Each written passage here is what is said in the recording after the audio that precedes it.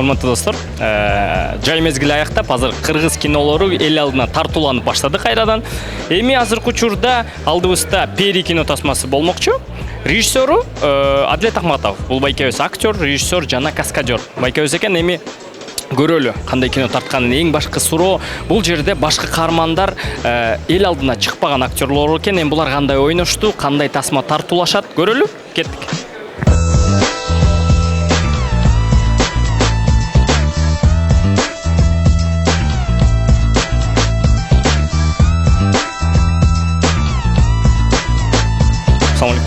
Алейкум ассалам. Тасма жөнүндө ой пикириңизде кандай болот деп ойлойсуз? Адлет байкени таанысыз, кандай? Эми Адлет байке менен мындайча айтканда чоң ойдук десем деле жаңылбайм. Адлет байкенин ошол тиги баш аламан, анан жанагы мурун бир бул азыркы тамашоо деп скетч тартып атышпайбы? Булар илгери эле үкү тобу деп ошолор тартып баштаган да. Кызыкча деп. Ошондо булардын программаларын калтырбай көрүп, каткырып күлүп, анан бул байкени мен кадимкидей кумирим болчу да. Айрыкча мына баш аламан деген кинодон кийин, анан Ант деген киносу чыкты. Анан кийин ошо Кудай насип кылып, ошо чогуу бир проекттерде иштеп баштадык. Анан байкемдин характери жакшы, өзүнүн багы максаттары чоң. Көп кинолору бар. Анан ар дайым кинолорунун өсү бар да. Өсү бар. Мына бул киносунда деле мына жаңы деңгел мыкты актерлорду, мисалы Азиз байкени чакырыпты мисалы, Бишналиев байкени чакырыпты. Бу да чоң жетишкендик. Азиз байкени чакыргандан кийин анан башкалар дагы уже Азиз байкени өздөрүнүн проекттерине чакырып, ошого дагы баягы себепкер болуп атат да. Бул жакшылыкка себепкер болуп атат. Анан ошол Азиз байке да сиздерге өткөндө интервью берип айтып атат, мен кыргызмын, эмне үчүн кыргыз режиссерлор мени чакырбайт, чакырса мен ойнойт элем да, мени көбү казак деп ойлошот депчи.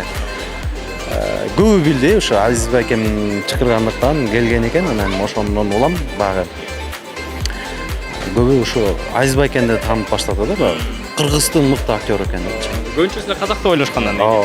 Эми өзүңүздүн киноңуз жөнүндө айтып кетсеңиз. Буга чейин биз жайында угуп калдык, 1-2 ай мурда кино тартыптырсыз. Эмне тасма? Чоң проект болду, Кудай буйруса, Кудай таалам, Алла тааламдын жардамы менен тарттык. Азыр монтаж бүттү, пост продакшндабыз. Музыкалаштырылып атат, үн коштолуп атат.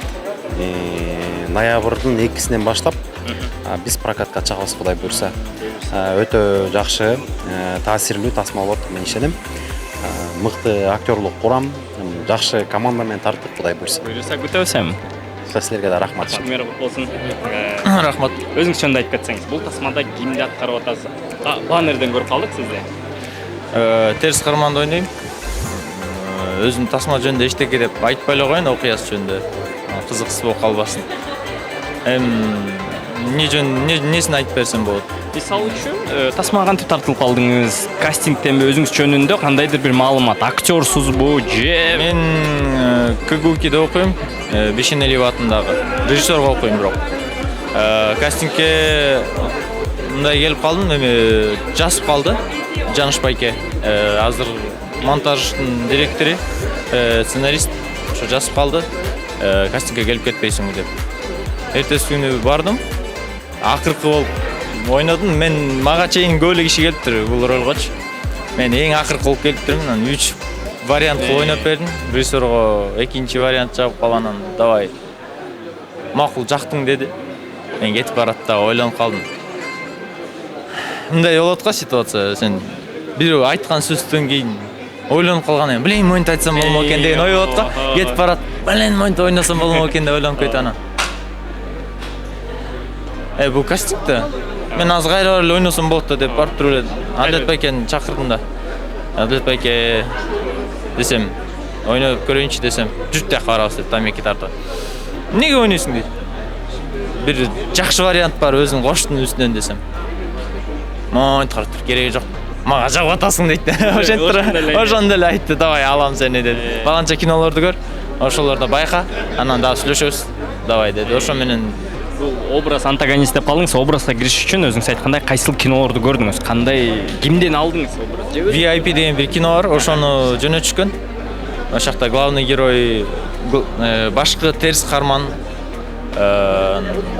бир сире ошонун образынан байкаштырдым да. Көп шашпайт, көп резкий эмес, кыйкырбайт. Жөнөкөй эле, каарманып эле, сабырдуу эле, бирок жаман нерселерди кылат да, ошондой кетеси менен. Ошондо бул сиздин эң алгачкы тасмаңыз, туурабы? Чоң тасма. Чоң ролдордон ооба, биринчи. Сиздин фамилияңыз Мукул экен. Ой келип кетти, Бакыт Мукулдун баласы эмессизби? Ооба, кичүү баласымын. Эң кичүү баласы. Негизи анда сизге мына актёрчулук кесип эмес, баягы чеберчилик. Ата энеңизден келгенби, же кандай болуп калат ошондо? Ошол жактан эле келди. Бала кезден бери эле киного аябай жакын эмеспизби? Ата энем дайыма гастролдо, кинолордо тартылып турат, анан кааласаң да каалабасаң да ошонун арасында болуп турат экенсиң да. Эми сиз тасмада тартылдыңыз, ойнодуңуз. Көрүүчүлөр кандай кабыл алат деп ойлойсуз? Билбейм, мен терс каарманды ойногондон кийин такыр түшүнүксүз. Эми Адилбек эке, премьера куттуу болсун. Рахмат. Кандай сезимдер болот? Толкундан болуп атат албетте. Акыркы жолу чоң тасма менен качан эл алдына чыктыңар эле? Чынын айтсам эсимде жок. Чындыгында көп болуп калыптыр, мындай өзүм тартып премьера кылган учур калп айтпасам бир 5-6 жыл болуп калды да. Көбүнчө өзүм ушу каскадер болуп, каскадер группа менен жүргөн үчүн, сыртта, биякта жүргөн үчүн ошо быйылкы жыл бир тартып көрөйүн дедим. Бул тасманын идеясы кимден келди, каяктан келди? Тасманын идеясы мурунтан эле бар болчу, анан бирок бул тасмага себеп болгон бирден бир себеби бул неме болуп калды. Эмил Эсеналиев болду. Эмил чалып калды, байке бир фильм тартпайлыбы деп, анан жок, бир фильм тартпайсызбы депчи. Идеяңыз барбы деди. Идеям башында айттым, жактырды, анан кийин айтып атып өзүмө жагып кетти да. Анан Эмил иним капа болбой, мен өзүм тарта турган болдум десем, все, байке өзүңүз тарта бериңиз деп, анан өзүм эле кайра иним продюсер болду. Ал биринчи жолу продюсерлик кылып атат бул фильмге, ишенип, ошо ишеним артып, мындай фильмге продюсер болдум десем болот. Анан ошо сценарийни жүзүнө достор менен отуруп жаздык, чогуу. Ошо бир айдай жаздык, и бир ай подготовка кылып эле съемкага кирип кеттик да. Эсимде бар, бул тасманын башында аты башкача болчу, Санташ болчу. Эмне болду? Эмне себептен Пери болуп калды? Улан Санташ деп бул легендага байланыштуу болчу уламыш. Анан кийин ошол ат менен тартылып туруп, кийинчерээк балдар топ менен отуруп эметкенден кийин бир чечимге келдик. Улан Санташ дегенди мындай коом көп билбейт экен. Анан все-таки бул багы жанрлуу фильм болгондуктан көп айтышты, давай атын өзгөртөлү, жеңилирээк, элге өтүмдүү болсун деп эле. Анан кинодогу биздин героинянын аты Пери болчу. Ошол Перини деп героинянын атынан коюлду да фильм. Ошо героиня деп айтып кеттиңиз, Пери. Башка каармандар билишибиз боюнча эл алдына көп чыкпаган каармандар экен. Эмне себептен ошондой актерлор тандадыңар?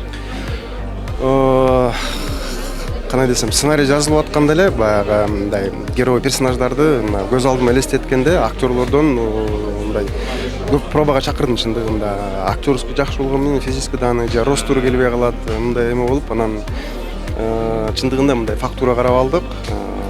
Анан актрисалар дагы аябай көп мындай проба болду.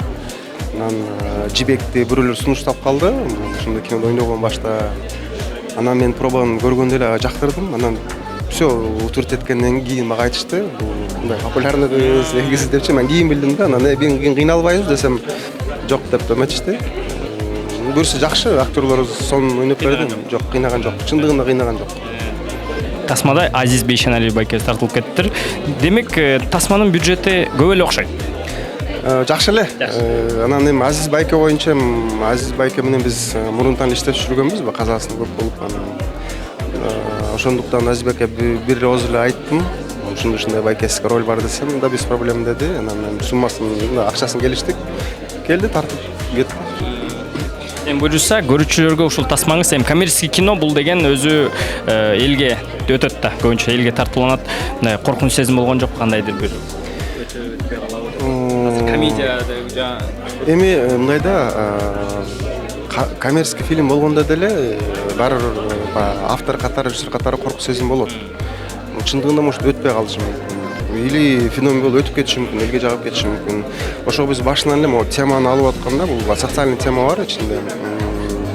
Бул актуальный тема, азыркы учурда болуп аткан көптөгөн мындай ошо темалар болгон үчүн ошону алдык десем болот. Анан эми элге өтпөшүн экран көрсөтөт да чындыгын айтканда. Биз аракет кылдык. Ийгиликтүү кино болсун эми. Чоң рахмат. Алейкум ассалам, манай жакшы, өзүңөркү кандай жакшыбы? Рахмат. Тасмаган Адилет байке менен тааныш болчумун. Өзү чалып, жазып, ролго чакырып калды. Видео пробадан өтүп эле роль. Чейин кино тармакта эле жүрчү белеңер же башкача эмгектенип белең? Негизи мен өзүм фитнес тренер болуп иштейм. Буга чейин деле тартылып жүргөм клиптерде. Биринчи ролум миллиондук мелдеште болгон. 2013-жыл. Андан кийин кинолор көбүнчө эпизоддук ролдор болуп аткан. 10 жылдан кийин ушу биринчи роль алып атам, башкы ролду. Бул тасмада кандай кыйынчылыктар болду? Кыйынчылыктар акыркы съемканын күнүндө экшн сценаларды тартып атканда ошол кичине кыйыныраак болду. Каскадерлор менен иштеп атканда мен өзүм спортсмен болгондуктан каскадерлор менен ал иштешкенди билбейм, мен катуу иштеп салып аттым, ошондуктан эгер көрүп атсаңар алдында кечирим сурайм силерден. Кандайдыр ошо каскадерлор, менин оюмча бул тасмада көп каскадерлор менен иштедиңер. Кандайдыр бир кокустатып алуу денен болгон жокпу? Андай деле болгон жок. Эми бизде контакт болуп атты.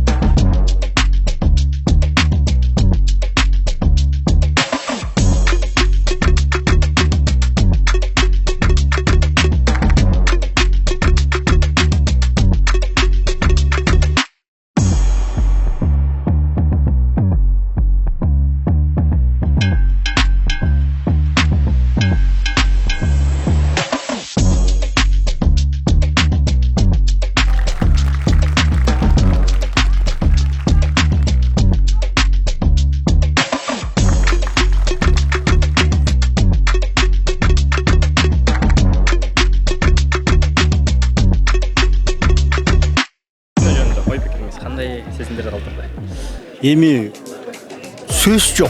Нет слов деп коет го орустар, сөз жок. Кино от души жакшы болуптур, аябай жакшы болуптур. Мага өзүмө мындай, кандай десем, жашоодон алынган нерседей болуп, аябай. Ошон үчүн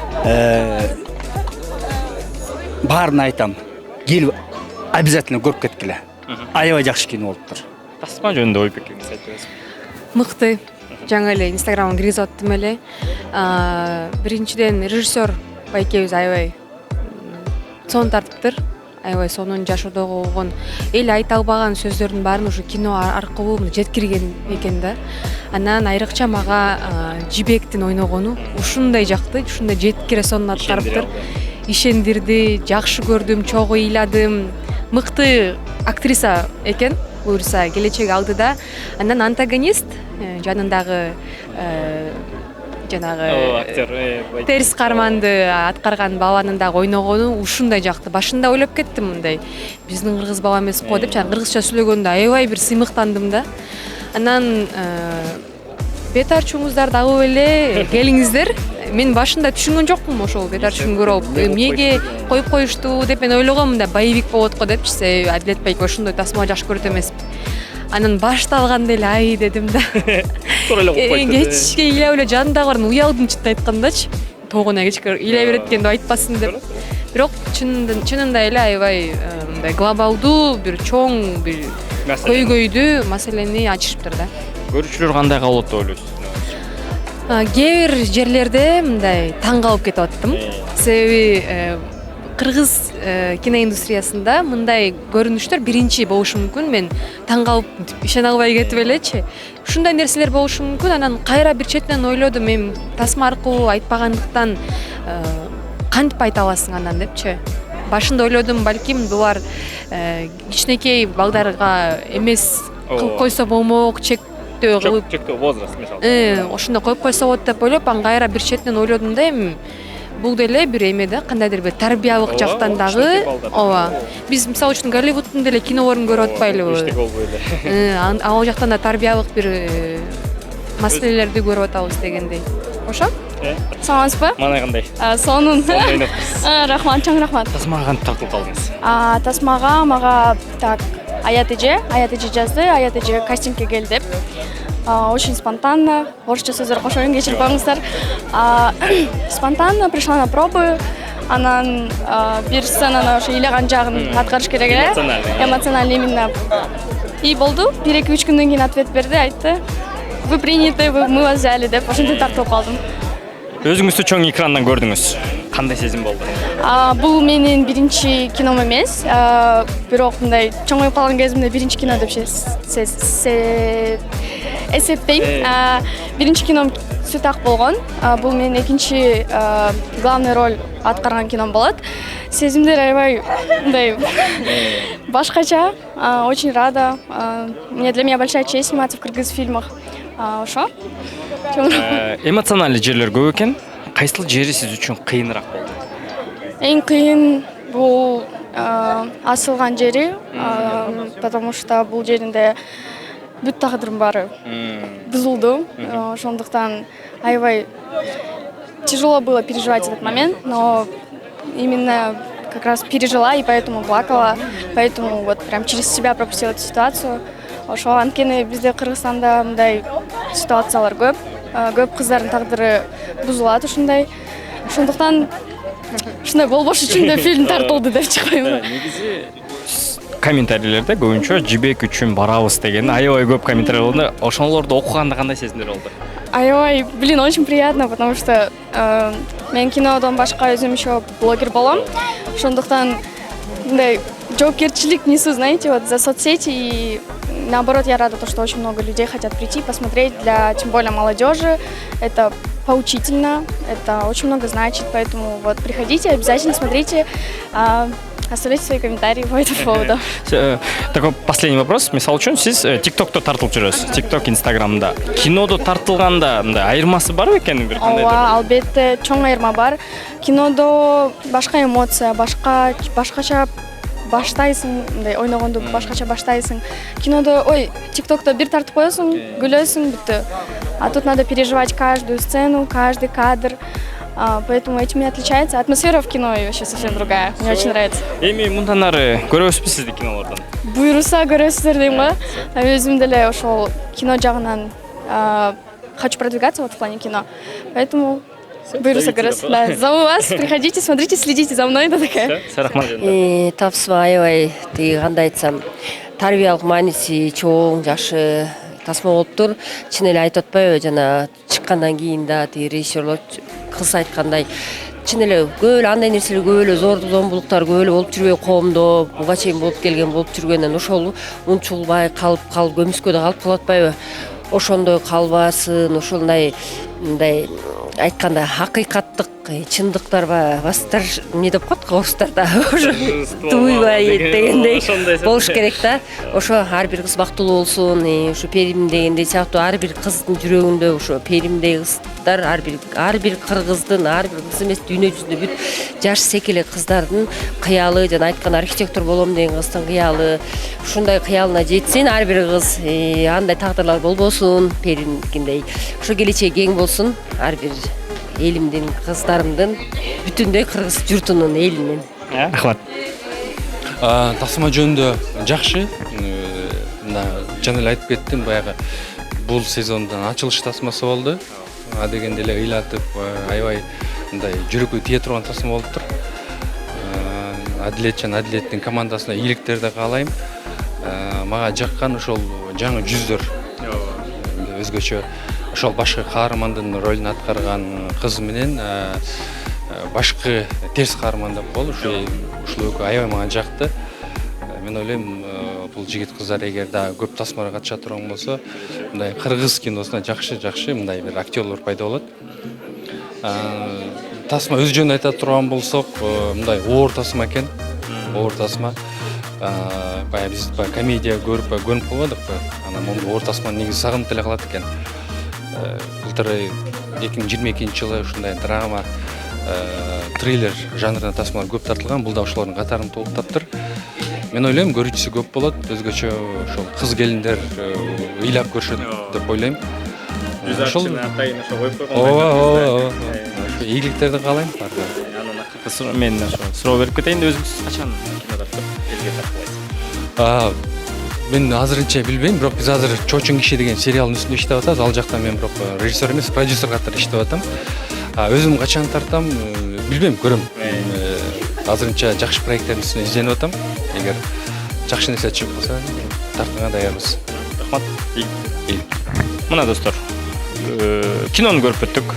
Көрүүчүлөрдүн 90% залдан ыйлашты. Пери кино тасмасы чындыгында мыкты болуптур. Менин оюмча, комедиядан тажаган адамдар ушул кинону ойлонбой туруп келип көрсөңүздөр болот. 17 августтан баштап жалпы кинотеатрлардан көрө аласыңар. Эми көңүлдүү көрүүнү каалайбыз. Барып көрүп келгиле.